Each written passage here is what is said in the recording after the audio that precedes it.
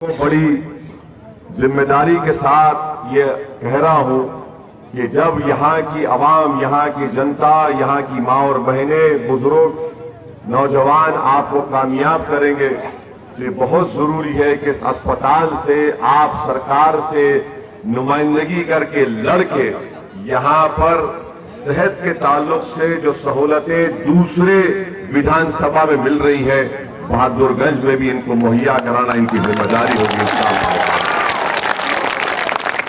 चौथी बात यह है कि रोड नाम की कोई चीज नहीं है यहाँ पर, बिल्कुल नहीं है, रोड है ही नहीं।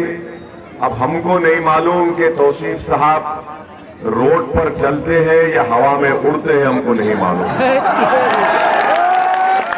अगर वो रोड पर चलते तो उनको खड्डे नजर आते, मगर 20 साल से कांग्रेस जीत रही है तो हवा में उड़ रहे हैं।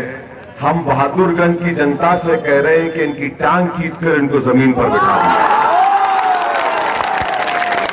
इनको नजर नहीं आता जमीन की तकलीफ, इनको ये लगता है कि बहादुरगंज की जनता हमको छोड़कर कहां जाएगी। कांग्रेसियों, तौसीफ साहब, कल तक आपको बड़ा गुरूर था ना कि हमारा कोई विकल्प नहीं, मुतबादिल नहीं।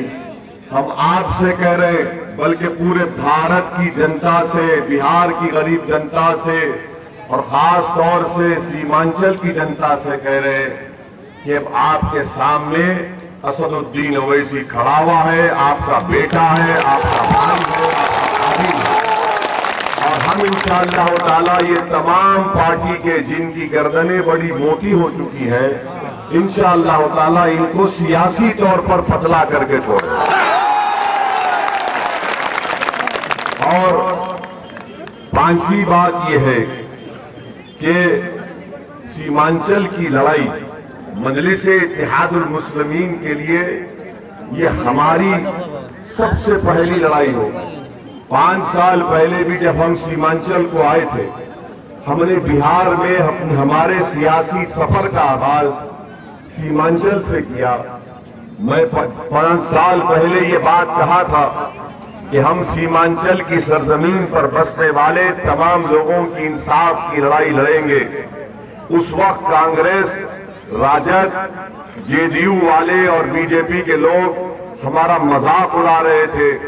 हमने उन तमाम को उस वक्त ही बताया कि जिस जगह पर मीम का परचम हम लहराते हैं, पीछे पलटकर उस जगह को छोड़कर जाने का सवाल ही पैदा नहीं है। हमको कामयाबी नहीं मिली, हम पीछे नहीं हटे, हम आते रहे सीमांचल को। बाढ़ आई, हम आते रहे आपकी तकलीफ को देखने के लिए, आपकी आंसू को पोंछने के लिए, आपको दिलासा दिलाने के लिए, आपकी हिम्मत और हौसलों को बुलंद रखने के लिए।